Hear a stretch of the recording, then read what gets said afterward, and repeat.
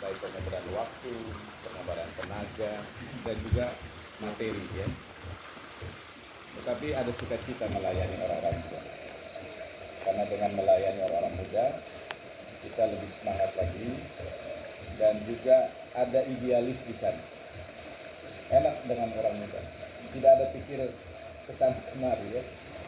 Semuanya itu punya ideologi dan punya misi yang luar biasa. Nah, kalau saudara perlu ketahui, salah satu hal yang paling menarik dari pekerjaan orang muda adalah, saya sering katakan ini, dunia pertama kali diciptakan adalah pemuda Adam dan Hawa. Ketika dunia jatuh dalam dosa, maka dikatakan yang menjadi penebus dosa dunia ini adalah seorang pemuda, yaitu Yesus Kristus. Dan yang lebih menarik lagi, nanti kalau kita sampai di kerajaan surga, semua jadi orang muda. Jadi acara di surga itu PA semua, Pak. Oh, haleluya. Karena tidak ada orang tua di sana, tidak ada anak-anak akan bertumbuh jadi orang muda. Jadi tidak ada lagi pestari di sana. Tidak ada lagi. Mungkin masih ada tahap awal. Pesta senior ya. Jadi inilah orang muda. Kemudian ada lagi, saudara. Perhatikan baik-baik. Setiap ada sesuatu krisis yang akan terjadi, krisis besar, Allah selalu menampilkan orang muda. Contohnya, Mesir akan menghadapi krisis 7 tahun kelaparan, walaupun didahului dengan 7 tahun kemakmuran. Allah menampilkan orang mudanya, yaitu Yusuf. Dia menjadi Perdana Menteri. Kalau saudara baca di kitab Kejadian, berapa dia menjadi, berapa usianya waktu dia? Umur 30. Dan Mesir waktu itu adalah negara superpower di zaman itu.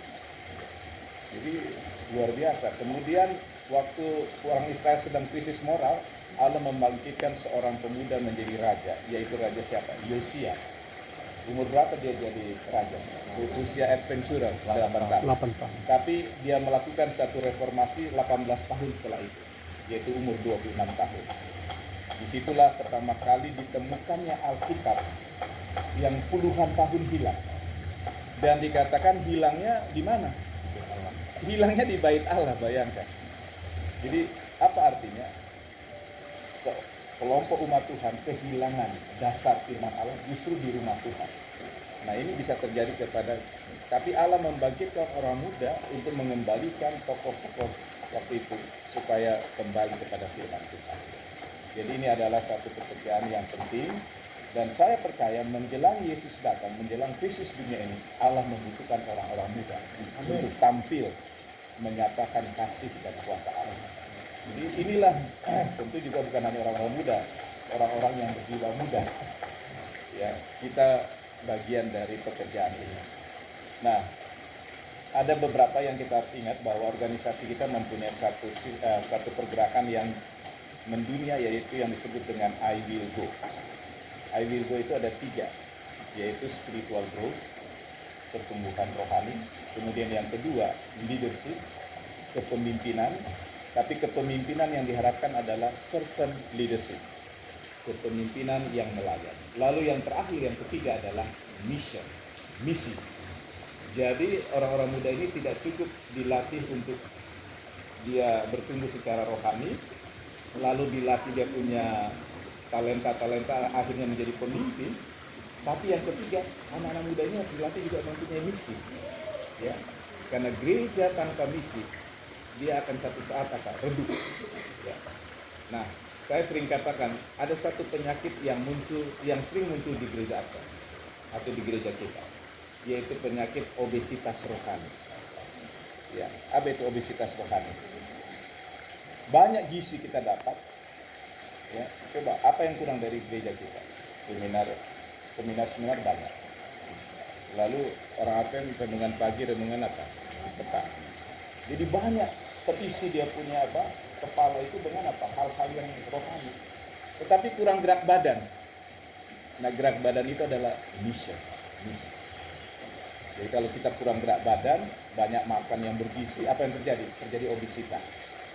Nah, kerohanian juga demikian, terlalu banyak diisi hal-hal yang bagus juga, tapi kalau dia tidak melakukan misi, maka akan terjadi obesitas rohani. Dan orang yang obesitas rohani itu gampang tersinggung karena ilmunya banyak. Tapi dia nggak bergerak, hanya lebih banyak apa? Lebih banyak bicara. Nah, mudah-mudahan dengan kita sebagai Bakor ini, sebagai penggerak orang muda, kita bawa orang muda kepada I Will Go ini 3 hal, yaitu spiritual growth, kemudian leadership, ya, kemudian yang ketiga adalah misi. Jadi 3 hal ini harus melekat ketika kita bekerja dengan orang muda.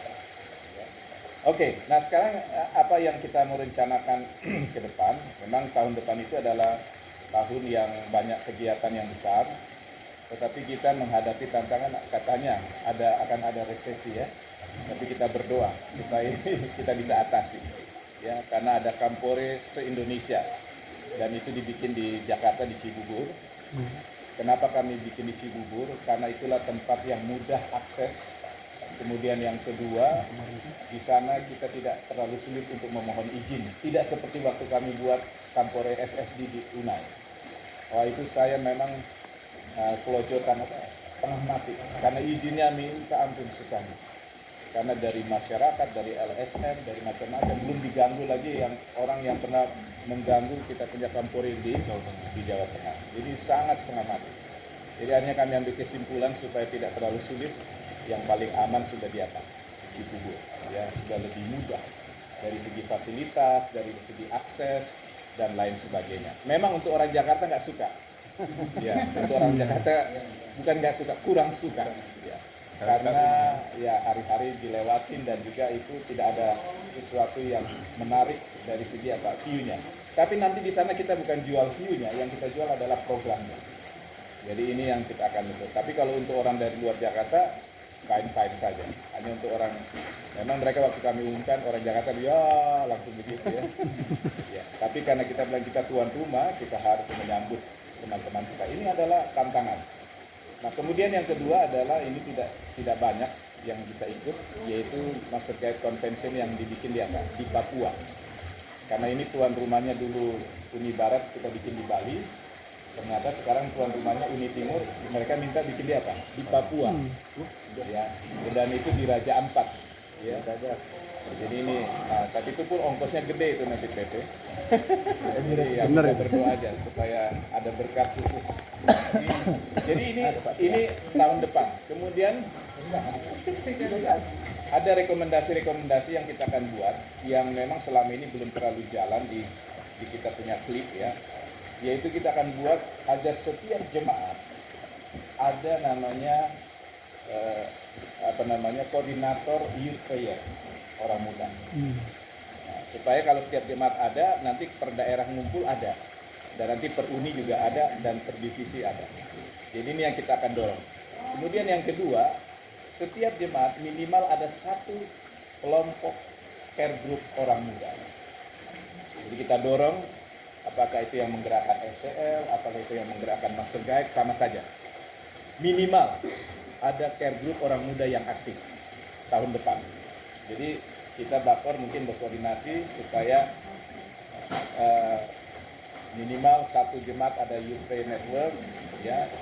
Kemudian ada satu care group orang muda, sehingga care group orang muda ini kalau aktif, maka Voice of Youth itu akan berjalan. Ya, Voice of Youth akan jalan. Kenapa kita punya Voice of Youth nggak terlalu jalan? Karena belum ada fondasinya di setiap gereja. Ya. Kita harapkan tahun depan itu setiap gereja minimal ada satu care group orang muda. Kalau lebih bagus, ya. Tapi minimal, ya, yang aktif. Kemudian yang ketiga, harus sebenarnya di peraturan gereja sudah ada, yaitu koordinator atau direktur ambasador, ya. Direktur ambasador yang nanti dia ada kaitannya nanti kepada Asia. Ya, jadi setiap gereja ditunjuklah, apalagi kalau sudah ada sudah dilatih sekian banyak di Bakor sini. Ada berapa kemarin yang ditamatkan? Ya, 30. Nah, itu dari berapa gereja? Ada di luar Bakor juga itu. Ada sekitar 20 ya. Samosir, Medan. Iya. Bagus. Artinya ini kita dorong di Sumatera Utara secara spesifik mungkin di Bakor 3 supaya setiap gereja ada direktur ambasador atau ya, kalaupun jemaat belum mau mengangkat direktur, karena kalau bilang direktur kan langsung anggota majelis, paling tidak koordinator ambasador, ya, karena ambasador nanti yang akan terlibat di situ SCL-nya. Jadi sebenarnya kalau kita bicara sama seperti Pathfinder, direkturnya nanti master guide. Jadi kalau kita mengangkat direktur daripada ambasador, maka direkturnya itu harusnya tamatan SCL. Ya, karena SCL itu master guide-nya PA senior. Ya, jadi itu yang kita harus tahu. Nah, ini yang kita akan coba tahun depan. Kemudian ada beberapa lagi yang perlu kita ketahui bahwa tahun depan kami dari UNI tidak terlalu banyak program. Jadi kami serahkan ke daerah dan jemaat-jemaat karena kami sudah buat. Jadi SCL penggeraknya bukan lagi dari UNI, tapi dari jemaat-jemaat atau dari daerah atau dari distrik atau dari Bapor, terserah. Jadi tolong supaya tahun depan yang berinisiasi untuk bikin ini lebih banyak, karena kami sudah buat 2 tahun ini dari UNI. Ya, jadi kita sudah kader. Kita harapkan ini digerakkan di Bapor atau di gereja atau di distrik. Kemudian jadi itu bisa dilakukan. Begitu juga nanti CMT. CMT bukan lagi kami yang ini, tetapi biarlah Bapor yang mengkoordinir, ya, atau dari daerah, ya. Jadi bukan lagi kami dari ini. Kami tidak akan buat itu lagi supaya daerah dengan Bapor ini gerakannya lebih banyak waktunya. Karena kalau kami buat kan nanti kalian terganggu ya program. Jadi ini yang kita harapkan sudah mendarat di daerah, minimal di daerah ataupun distrik, ya, itu yang menjalankannya. Jadi banyak hal kita usahakan semua program mendarat di tempat, ya. Tetapi kalau Anda mau undang narasumber-narasumber yang pernah melakukan di UNI, silakan. Seperti SCL mau mengundang Pak Ali, fine, ya, artinya mau mengundang teman-teman kita yang biasa aktif di UNI untuk terlibat satu pelajaran atau apa, itu silakan, ya, kami berikan kesempatan. Tapi untuk pelaksanaannya, acaranya, biarlah sudah dibuat di sini. Ya, itu yang kami sampaikan. Ya. Hanya ada beberapa yang memang kami sedang gerakkan dari UNI, yaitu pergerakan pelayanan kepada teman-teman tuli, ya, yaitu kita bilang TUM, ya, dari The Unspoken Ministry. Sebenarnya Medan dulu aktif, ya, tapi sekarang agak ini karena siapa yang dokter sudah pindah ke Kalimantan, terus siapa lagi, ya. Jadi sebenarnya kami sekarang yang kami buat adalah merekrut orang-orang muda atau siapa yang mau menjadi akses untuk orang tuli, yaitu belajar bahasa isyarat, tapi melalui online. Ya, jadi namanya Bisindo, bahasa isyarat Indonesia. Ya, itu kami akan dari UNI akan tetap buat pelatihan itu, tapi itu kan tidak banyak, siapa yang berminat saja. Karena itu memang harus dijiwai. Tidak semua orang bisa ini, ya, tapi bisa siapa saja yang berminat supaya terus ada kader. Karena nanti yang dari UNI pun lama-lama sudah tua, kita mau supaya ini jangan putus di jalan. Dan sekarang saudara tahu, kami sudah buka gerejanya, namanya Evata.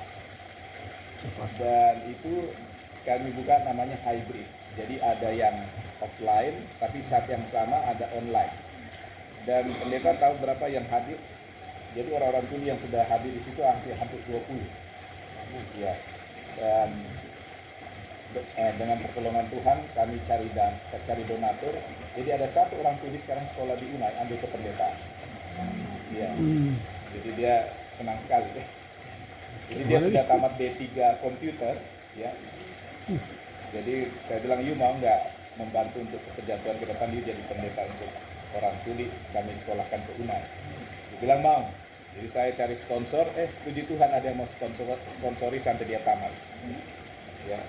Jadi sedang berjalan dengan baik, kita doakan. Tapi kita mau tetap para master guide atau adik-adik Pathfinder yang sudah kelas pemimpin bisa belajar ini supaya ini apa? Dan sebenarnya di Sumatera Utara banyak sekali yang banyak sekali. Jadi program-program yang bisa kita lakukan adalah melalui apa? Kegiatan sosial masyarakat. Nanti dari situ baru kita perkenalkan, yaitu apa? Kasih Tuhan. Ya. Jadi banyak sekali. Dan saya baca di di internet, ternyata orang-orang tuli yang ada di Indonesia tiap tahun bertambah makin banyak. Nggak tahu, banyak faktor. Ya, faktor yang pertama, Ada yang lahir karena apa? Sudah pilih. Faktor kedua adalah faktor obat. Jadi rupanya apa namanya? Ada obat yang keras. Kalau orang, jadi hati-hati. Kalau ada anak-anak bayi itu anak kecil, dia demam, kadang-kadang dokter kasih obat keras. Ya, dosis tinggi mungkin nggak ini, jadi ini dia.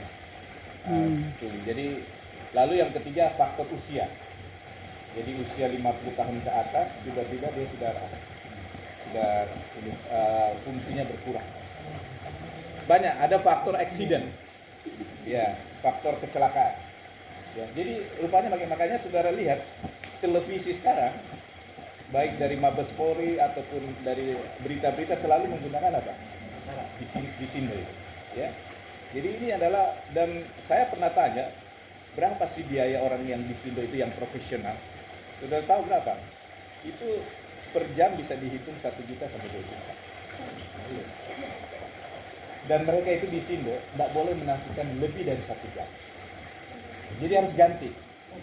Nah, jadi kalau kita begini lebih dari 1 jam ininya sarafnya bisa. Jadi tidak boleh lebih dari 1 jam. Jadi harus ganti. Jadi makanya kalau ada satu seminar 1 hari, jangan 1 orang yang dipakai, babak belur dia. Nah, jadi harus 3-4 orang. Jadi tidak boleh 1 orang. Makanya saudara perhatikan pengumuman itu kan kalau sudah panjang, ganti orangnya lain lagi. Nah itu. Nah, cuman kita ada kendala di Indonesia. Jadi kalau mau bikin pelatihan bahasa isyarat, peraturannya yang mereka buat, yaitu harus orang tuli yang melatih. Boleh orang dengar tapi harus pendampingan orang tuli. Jadi itu yang dibuat oleh mereka. Makanya ini. Jadi ini yang kami akan terus dari Uni. Kemudian yang berikut yang kami akan coba latih juga adalah tetap dari Uni, tapi sifatnya online, yaitu OYIM atau penggilan orang muda membuka ladang baru di kota. Jadi ini yang kita akan coba buat. Membuka ladang baru di kota. Iya, di kota-kota. Ya. Kalau 1000 missionary itu kan kampung-kampung. Iya. Yang daerah-daerah sulit. Kalau ini di kota malah. Kota besar, ya. Nah, itulah sebabnya kita sudah, dan kita bersyukur Medan sudah mulai melalui anak-anak PCM ya. Sampai ada anggota yang kasih apa? Pinjam ruko ya. 1 tahun gratis. Jadi luar biasa ini, ya. Dan di Jakarta saudara, kalau saudara dengar ceritanya, hebatnya anak-anak muda. Kalau dikasih tanggung jawab, mereka berjuang. Ya, kemarin di Ancol dibuka Pak, ada orang anggota dia punya rumah besar sekali, pendeta juga ikut ya waktu dia kasih, dia bikin kayak ruang pertemuan dan itu dipakai sama anak-anak muda. Tetapi sekarang ditolak tempat itu. Cuman anak-anak muda ini nggak berhenti, mereka berdoa mencari, dapat di Sudirman. Ya, jadi kalau mereka digerakkan, ada tempat di gedung Sudirman. Mereka pakai tempat itu dan orang yang didekati yang punya tempat itu kasih, tidak terlalu mahal. Jadi sebulan 2 juta, ya. Tapi mereka pakai hari Sabat dari pagi sampai sore.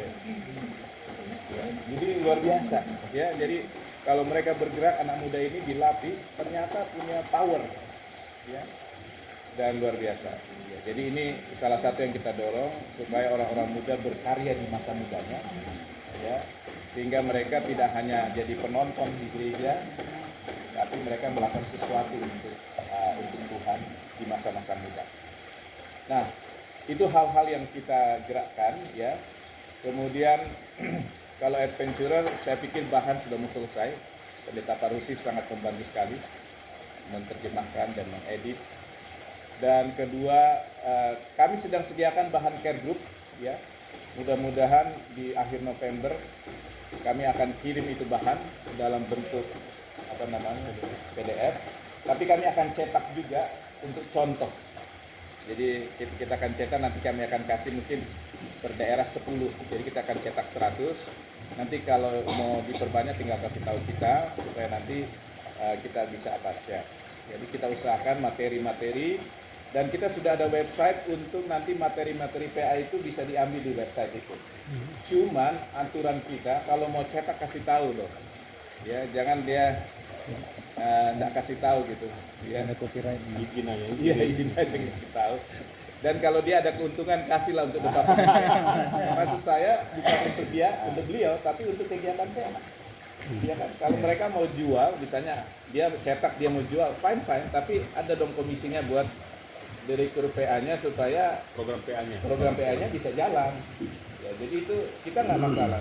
Jadi kami sedang buat sistem kalau boleh cetak-cetak juga buku materi boleh saja ya, tapi kasih tahu sama kita supaya ada sedikit komisinya buat departemen PA. Jadi bukan untuk pribadi kita, supaya kalau kegiatan-kegiatan PA ini kan butuh dana bisa dibagi. Jadi ini yang kita sedang rencanakan. Nah, hal-hal inilah ya, jadi sekali lagi saya ingin berikan salut kepada saudara-saudara yang mau terlibat di kegiatan orang muda.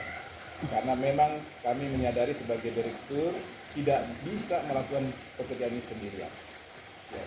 Tetapi dengan bantuan saudara-saudara, tim saya aja di ini ada berapa tuh? Ada 20-an ya, 30-an.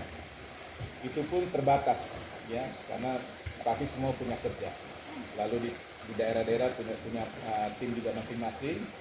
Saudara-saudara juga punya kesibukan, tapi puji Tuhan mau menyediakan waktu, tenaga, pikiran, dan juga materi yang luar biasa.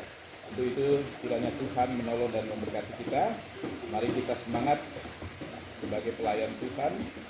Walaupun talenta kita berbeda-beda, tapi kita punya komitmen I will go. Dan ketika kita bilang I will go, ada 3 yang kita ingat: spiritual growth, leadership, dan mission. Ya, kalau saudara mau kita yel-yel boleh juga. Jadi kalau saya bilang I will go, yaitu kita tangan kanan spiritual growth, tangan kiri leadership, lalu 2 tangan mission. Oke, kita coba berdiri supaya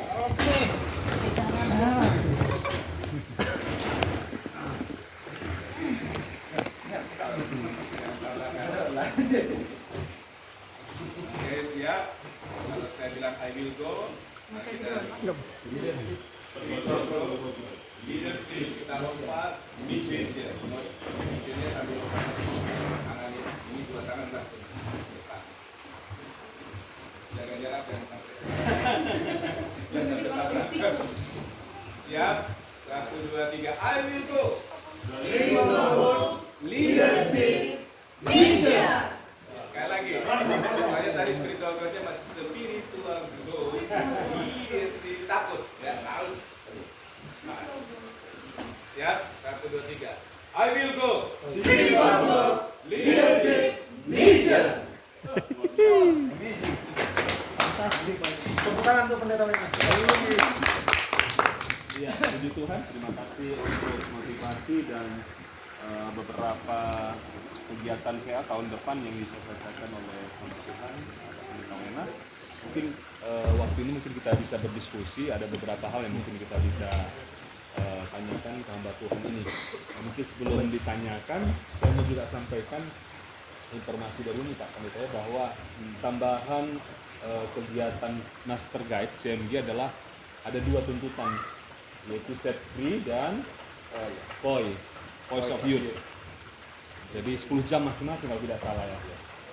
Ada tambahannya. Jadi mungkin nanti Tahun depan itu kan? ya CMG kita Tahun depan. iya, supaya nanti set free itu kepanjangannya mengenai alkohol, Materinya ada smoking, alkohol, drugs. Ya. Harus free, bebas. Nah, gitu ya. Dan pula sudah Master Guide masih merokok dia, itu pula dia jangan seperti itu. Sebatang 2 batang mungkin nggak salah. Masalah ya itu dia. Kena ketua bakar ya. Dan itu juga Udah lama. untuk misi. Jadi kita bisa bekerja Batang 2 batang nggak masalah. luar atau dengan lembaga luar bekerja sama untuk melakukan program, dan itu bisa melibatkan dokter-dokter atau anak-anak perawat atau anak-anak psikolog ya. Itu bisa kita libatkan untuk terlibat dalam kegiatan safety movement. Oke, terima kasih Pak Merjaman. Ada satu lagi mungkin kemarin kita sudah awal rancang ini tentang dari program ECL sebenarnya. Kak Doli kemarin memunculkan ide ini tentang Silver Award ya. Kita sudah booking silvernya, tinggal pelaksananya sebenarnya. Sudah booking 50 sama kompres DKI Pendeta Daniel. Jadi tinggal mungkin pelaksanaannya dan merakit kegiatan ini tentunya ini karena Pak Doli di Bapor 3 kami mengharapkan ke Sumatera dan Sumatera Utara kegiatan ini. Ini mungkin ya. Kami silakan mungkin kakak-kakak yang lain boleh